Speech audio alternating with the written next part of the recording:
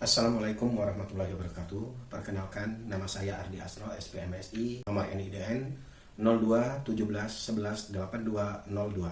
Saya merupakan salah satu dosen tetap Fakultas Pertanian, yaitu di program studi Agroteknologi 2. Saya mengampu mata kuliah dasar-dasar perlindungan tanaman, yang mana dasar-dasar perlindungan tanaman ini adalah mata kuliah wajib di program studi Agroteknologi dengan kode mata kuliah yaitu C041013 dengan mempunyai bobot SKS yaitu 3 SKS. Waktu per SKS yang disediakan yaitu 50 menit per SKS-nya, dan mata kuliah ini ditempuh pada semester 3 dengan jumlah pertemuan yaitu adalah 16 kali pertemuan atau 16 kali tatap muka. Dan pelaksanaan mata kuliah dasar-dasar perlindungan tanaman ini saya lakukan di semester 3 dengan sistem hibrid, yaitu ada yang tatap muka, ada juga melalui online atau daring. Baik, CPL Prodi yang dibebankan pada mata kuliah dasar-dasar perlindungan tanaman yaitu terdiri dari 4 capaian, yaitu yang pertama adalah capaian sikap, yang mana capaian sikap ini yaitu menunjukkan sikap bertanggung jawab atas pekerjaan di bidang keahlian secara mandiri, yaitu pada pengetahuan 1, yang mana menguasai konsep teoritis bidang proteksi tanaman. Kemudian CPL 3 yaitu adalah mampu menunjukkan kinerja mandiri, bermutu dan terukur, merupakan kemampuan umum di bagian kedua. Kemudian 4 yaitu adalah mampu mengaplikasikan konsep komunikasi dan pemberdayaan masyarakat dalam rangka pengembangan agroteknologi. Ini adalah kemampuan khusus dan mata kuliah dasar-dasar perlindungan tanaman, yaitu CPMK 1 menunjukkan bahwa sikap bertanggung jawab atas pekerjaan di bidang keahlian secara mandiri sesuai dengan CPL nomor 1.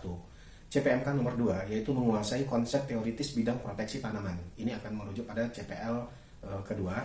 CPMK 3 mampu menunjukkan kinerja mandiri, bermutu dan terukur. Ini mengacu pada CPL ketiga. Dan CPMK keempat yaitu mampu mengaplikasikan konsep komunikasi dan pemberdayaan masyarakat dalam rangka pengembangan agroteknologi. Ini adalah sesuai dengan CPL nomor. Kemampuan akhir tiap tahapan pembelajaran atau yang diistilahkan yaitu sub CPMK, yang mana sub CPMK pertama yaitu mahasiswa mampu menjelaskan tentang sejarah dan perkembangan perlindungan tanaman, yaitu sub CPMK kedua yang diharapkan adalah mahasiswa mampu menjelaskan tentang jenis organisme pengganggu tanaman dan mekanisme terjadinya gangguan terhadap tanaman. Sub CPMK 3, mahasiswa mampu menjelaskan tentang organisme pengganggu tanaman dari kelompok penyakit tanaman dan gejala kerusakan yang ditimbulkannya. Sub CPMK 4 yaitu adalah mahasiswa mampu memprediksikan perlindungan tanaman, pengendalian, pembasmian gangguan tanaman. Sub CPMK kelima yaitu mahasiswa mampu menjelaskan tentang gulma, penyakit tanaman karena faktor abiotik dan gulma. Sub CPMK ke-6 yaitu mahasiswa mampu menjelaskan tentang cara-cara pengelolaan penyakit tanaman. Sub CPMK ke-7 yaitu mahasiswa mampu menjelaskan tentang pengertian hama dan sebab timbulnya hama. Sub CPMK 8 yaitu mahasiswa mampu menjelaskan morfologi serangga hama. Sub CPMK 9 yaitu adalah mahasiswa mampu menjelaskan ordo serangga dan ekologi serangga hama tanaman. Sub CPMK 10 yaitu adalah mahasiswa mampu menjelaskan tentang pengelolaan hama terpadu atau deskripsi singkat tentang mata kuliah dasar-dasar perlindungan tanaman. Yang mana mata kuliah dasar-dasar perlindungan tanaman ini mempelajari tentang perlindungan tanaman, yaitu mengerti yang dimaksud dengan hama, yang statusnya hama, dan penyakit tanaman, serta faktor-faktor yang mempengaruhi munculnya hama dan penyakit tanaman. Mengetahui cara pengendalian hama dan penyakit tanaman, mengetahui ordo-ordo hama dan jenis-jenis penyakit tanaman yang menyerang tanaman, cara menanggulangi hama dan penyakit tanaman dengan cara mekanis, kimiawi, memahami cara membuat pestisida organik, dan bahan kajian pada mata kuliah dasar-dasar perlindungan tanaman yaitu meliputi 9 bahan kajian, yaitu diantaranya sejarah. Yang pertama yaitu adalah sejarah dan perkembangan perlindungan tanaman, pentingnya perlindungan tanaman dan peraturan pemerintah serta tujuan dari perlindungan tanaman. Yang kedua, jenis organisme pengganggu tanaman, mekanisme terjadinya gangguan dan gejala kerusakan terhadap tanaman.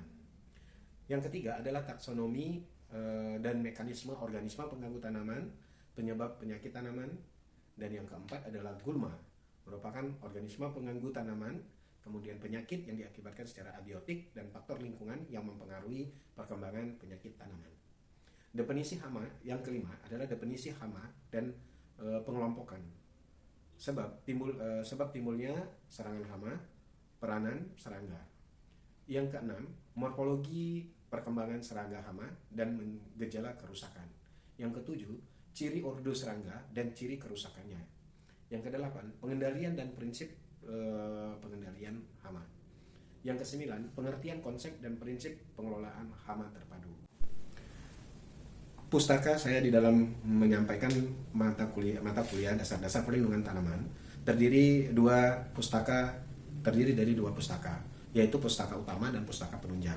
Yang mana pustaka utama ini saya akan mengambil dari berbagai buku literatur, ya, buku referensi yang saya kumpulkan. Kemudian untuk pustaka penunjang nanti akan saya selalu mengupdate jurnal-jurnal terbaru, baik itu berkaitan dengan perlindungan tanaman atau di proteksi tanaman. Baiklah, pustaka utama saya menggunakan dua buku utama yang jadi acuan atau jadi pegangan saya, yaitu adalah Trinso, yaitu dengan judul buku Dasar-dasar Perlindungan Tanaman yang diterbitkan pada tahun 1996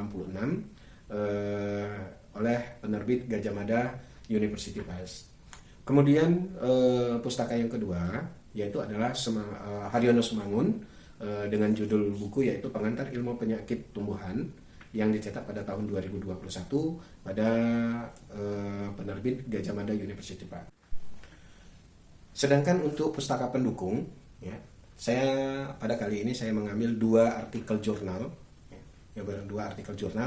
Yang pertama itu adalah jurnal karya saya sendiri dengan judul Evaluasi Serangga dan Penyakit Tanaman Padi Organik dan Anorganik di Desa Sumur Suko, Kecamatan Gumawang, Kabupaten Ogan Komering Ulu, Timur. Di sini saya ambil dari artikel jurnal, yaitu di jurnal Lancium pada volume 1 dan terbitan pertama.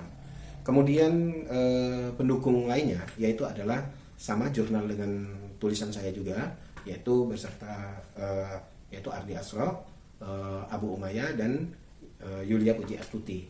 Nah, artikel jurnal ini saya terbitkan pada tahun 2018 di jurnal Science and Technology Indonesia pada volume 3 nomor 3 dengan judul Variety of Pests and Arthropods in Organic and Non-Anorganic Rice Cultivar in South Sumatra. Jadi dua artikel jurnal ini saya jadikan pendukung di dalam saya mengambil pustaka dalam saya menyampaikan mata kuliah dasar-dasar perlindungan tanaman ini, yaitu yang mana baik itu secara teori maupun praktek, kedua artikel ini yang saya sangat-sangat pahami dan saya lakukan sendiri penelitiannya, ya. Jadi saya cenderung memberikan transfer ilmu kepada mahasiswa sehingga ini yang merupakan tetapi nantinya saya tidak akan hanya satu atau dua jurnal ini saja. Saya akan selalu mengupdate dan mencari artikel-artikel jurnal yang terbaru untuk menunjang pelaksanaan perkuliahan dasar-dasar perlindungan tanaman ini. Kemampuan akhir dari tiap tahapan pembelajaran atau sub CPMK diharapkan mahasiswa mampu menjelaskan tentang jenis organisme pengganggu tanaman, mekanisme terjadinya gangguan tanaman. Ini sesuai dengan CPMK kedua dan CPMK keempat. Untuk penilaian, saya terdiri dari indikator ketepatan materi dalam tugas, kemudian ketepatan menjawab pertanyaan, dan keaktifan dalam diskusi mahasiswa. Kemudian kriteria dan teknik yang saya sampaikan pada mata kuliah ini, yaitu adalah dengan kriteria rubrik penilaian, ya, kemudian teknik notes atau meringkas materi kuliah yang saya bebankan kepada mahasiswa sebagai tugas setiap akhir perkuliahan. Kemudian pada pertemuan keempat ini akan saya masukkan materi perkuliahan ini menjadi salah satu bagian dari pertanyaan di kuis ataupun ujian awal dari semester atau penyampaian mata kuliah ini. Bentuk pembelajaran atau metode pembelajaran yang saya sampaikan dengan mahasiswa yaitu dengan menggunakan mahasiswa sebagai estimasi waktu, ya, yaitu dengan luring, di mana kuliah ini kemudian melakukan perkuliahan secara tatap muka, kemudian diskusi. Bentuk pembelajaran atau metode pembelajaran yang saya sampaikan pada mata kuliah dasar-dasar perlindungan tanaman ini, ya, saya melakukan perkuliahan secara luring, di mana perkuliahan saya luring dan daring. Kalau luring maka saya akan lakukan dengan perkuliahan tatap muka, dan di setiap pertemuan maka saya akan membuka forum yaitu diskusi, sehingga mahasiswa diberikan kesempatan untuk melakukan tanya jawab ataupun menyampaikan pengalaman mahasiswa di lapangan apa yang ditemukannya berkaitan dengan mata kuliah dasar-dasar perlindungan tanaman. Selain dari diskusi, maka di dalam mata kuliah dasar-dasar perlindungan tanaman ini saya dampingi mahasiswa tersebut baik secara praktikum di dalam laboratorium untuk mengamati beberapa hama dan penyakit tanaman. Kemudian maka saya bawa mahasiswa ini ke tempat-tempat ataupun di petani yang sebagai pelaku usaha budidaya tanaman, sehingga mahasiswa langsung menerima ataupun langsung melihat gejala dan ciri-ciri dari hama, baik itu gejala yang diakibatkan oleh hama atau penyakit, kemudian gejala yang ditimbulkan serangganya atau hamanya ataupun jenis penyakitnya. Di materi perkuliahan dasar-dasar perlindungan tanaman pada pertemuan kedua ini yaitu membahas tentang jenis organisme pengganggu tanaman dan mekanisme terjadinya gangguan dan gejala kerusakan. Nah, bobot materi ini saya beri beban yaitu 5%, karena pada materi ini cenderung lebih mendalam pada pemahaman secara teori. Nanti begitu pemahaman secara prakteknya itu pada pertemuan-pertemuan yang akan datang, ya, pada tahap pertemuan yang akan datang sesuai dengan rencana pembelajaran semester yang saya susun dan kita sepakati pada awal perkuliahan atau di saat kita menyampaikan kontrak perkuliahan. Assalamualaikum warahmatullahi wabarakatuh. Waalaikumsalam warahmatullahi wabarakatuh. Bagaimana kabarnya hari ini? Semangat? Semangat. Oke, ya. Hari ini berjumpa lagi kita di mata kuliah dasar-dasar perlindungan tanaman. Ya. Baiklah, sebelum kita melanjutkan pada materi selanjutnya, sebaiknya kita melakukan berdoa terlebih dahulu. Berdoa menurut agama dan kepercayaannya dimulai. Pertemuan awal ini yaitu pertemuan kedua dengan materi jenis organisme pengganggu tanaman dan mekanisme terjadinya gangguan serta gejala kerusakan tanaman. Ya. Pada materi ini saya akan adik-adik semuanya dan semangat untuk menjalani atau mengkaji dari materi ini. Baiklah, ini seperti singkat ya, dari tujuan dari pembahasan kita hari ini atau materi hari ini yaitu menguraikan tentang jenis-jenis organisme pengganggu tanaman, mekanisme terjadinya gangguan gejala pada tanaman. Relevansinya yaitu kajian ini memberikan pemahaman dasar mengenai organisme pengganggu tanaman. Kita disebut dengan OPT.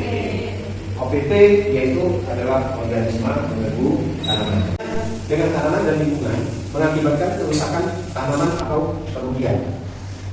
Pemahaman ini selanjutnya akan bermanfaat bagi pemahaman bahan kajian selanjutnya, yaitu hama tanaman, penyakit tanaman dan gulma. Ya.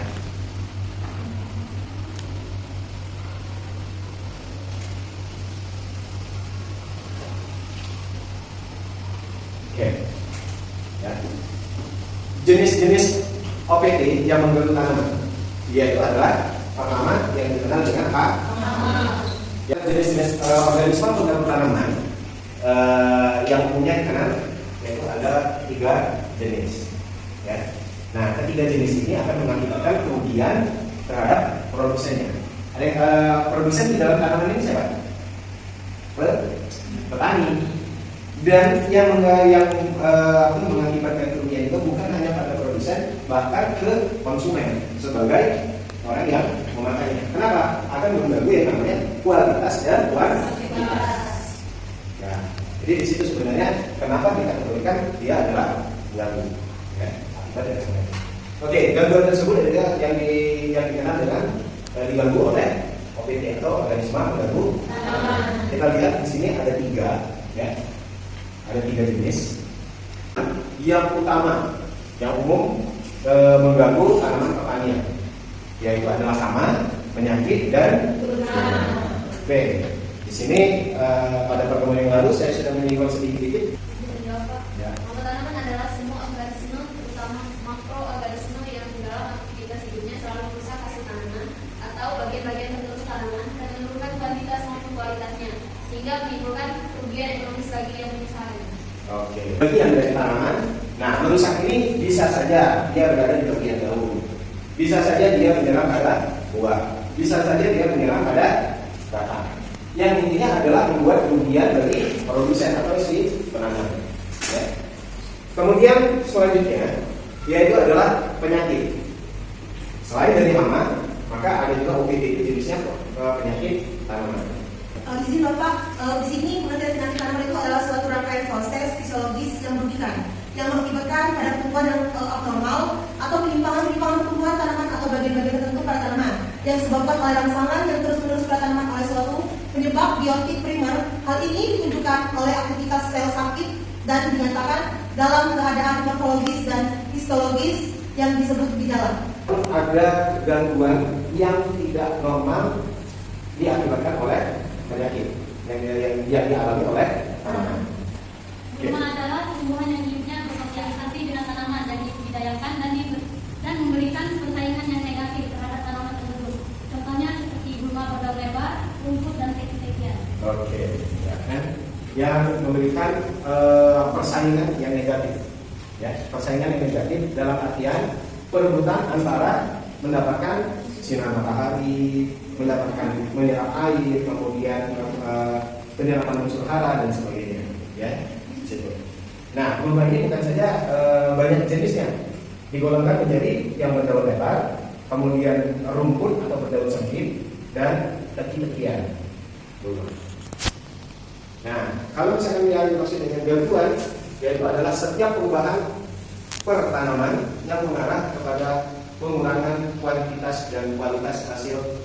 Timbulnya gangguan pada tanaman, yaitu adanya beberapa bervariasi tergantung pada faktor pendukung seperti lingkungan yang sesuai dengan inang, kemudian inang yang rentan, dan jasad mengganggu yang agresif atau virulen. Terdapat beberapa konsep timbulnya gangguan, di antaranya yaitu adalah yang kita kenal dengan konsep segitiga gangguan, 4 gangguan, dan 5 gangguan. Oke, kita lihat di sini. Ya, segitiga gangguan. Segitiga gangguan ini yaitu adalah adanya interaksi antara lingkungan, inang, dan pengganggu atau yang dikenal dengan pest. Ya, ada lingkungan, inang, dan pest. Ya. Nah, dengan adanya ketiga interaksi ini maka mengakibatkan gangguan. Ya. Selanjutnya konsep segi 4 gangguan. Konsep segi 4 gangguan ini adalah pada intinya ada penambahan satu komponen di antara 3 segitiga gangguan tadi. Kalau segitiga gangguan tadi itu adalah adanya lingkungan, inang, pest, dan yang keempat ini yaitu adalah manusia, omennya. Selanjutnya yaitu konsep limas. Kalau limas, ya, jadi tetap lingkungan, inang, kemudian pest dan manusia, ditambah satu lagi yaitu adanya waktu. Nah, pengurangan kualitas ataupun kuantitas hasil yang diharapkan sebagai akibat gangguan atau yang ditinjau dari segi ekonomisnya. Ya, segi ekonomisnya dia tidak mencapai maksimal. Kerusakan tanaman adalah ketidakmampuan tanaman untuk memberikan hasil yang cukup, kuantitas yang mampu. Dengan demikian, kerugian adalah dampak sosial ekonomi yang diderita oleh produsen, yaitu di sini sebagai produsen adalah petani maupun konsumen sebagai pembeli, sama-sama mengalami kerugian akibat penurunan kualitas dan kuantitas tanaman atau hasil dari tanaman. Oke, sampai di sini kira-kira ada yang perlu kita diskusikan atau kita bahas, atau ada pengalaman yang kedua bisa kita bawa untuk diskusi dari materi yang kita bahas hari ini. Selesai. Sebelumnya perkenalkan, nama saya Fernanda Tisha. Izin bertanya Bapak, di desa itu kan ada namanya budidaya tanaman pangan, itu kan? Ya. Itu kan per desa itu kan budidaya padi itu kan bergabung. Ya. Maksudnya ada waktu khusus tertentu, gitu kan? Tidak hanya satu orang tapi bergabung. Nah, di sana kan bisa berdampak Bapak. Pertanyaannya itu adalah mengapa bisa terjadinya ledakan hama atau penyakit pada tanaman? Oke, pertanyaan bagus sekali. Munculnya suatu ledakan hama, ya, apalagi dalam suatu komunitas atau ekosistem tersebut, dia itu adanya dipengaruhi oleh lingkungan, dipengaruhi oleh jasa teknik atau jasa penentu tanaman, kemudian inat yang sangat rentan, dan manusia. Nah, kita ulas secara singkat, yaitu lingkungan adalah pada kondisi ekosistem tersebut. Biasanya kalau lingkungannya sudah terganggu, maka kondisi tersebut tunggu waktu. Ada suatu saat dia akan mengalami ledakan. Kalau dia tidak seimbang, lingkungan yang tidak seimbang. Kemudian jasa pengganggu ataupun OPT sekarang ini, kalau sekarang ini yaitu adalah rata-rata yang diakibatkan oleh manusia yang tidak bijaksana menggunakan pestisida. Seharusnya yang dia gunakan semaunya, tanpa ada harusnya mengikuti dosis yang diterapkan di kemasan tersebut. Ya. Akhirnya apa? Hama OPT tersebut akhirnya dia kebal dengan pestisida tersebut. Ya. Kemudian adanya inang yang lebih kebal tadi. Ya. Nah, setelah itu sudah ada perilaku manusia, maka waktu tertentu yang nantinya misalkan kalau kita mengendalikan satu hama saja atau membasmi bagian dari ekosistem tersebut, maka akan ada masanya satu spesies itu akan beranak lebih banyak, sehingga dia menjadi ledakan hama. Itu yang disebut dengan ledakan hama tersebut, ya, mengakibatkan ledakan hama tersebut. Ya. Oke, itulah materi yang kita bahas pada hari ini. Kira-kira kita sudah diskusi dan saya akan memberikan tugas nanti. Oke, untuk pertemuan kali ini saya kira cukup di sini terlebih dahulu. Kita jumpa pada pertemuan yang akan datang. Kemudian pertemuan yang akan datang kita akan membahas materi yang berikutnya. Oke, untuk silakan pertanyaannya dikumpulkan.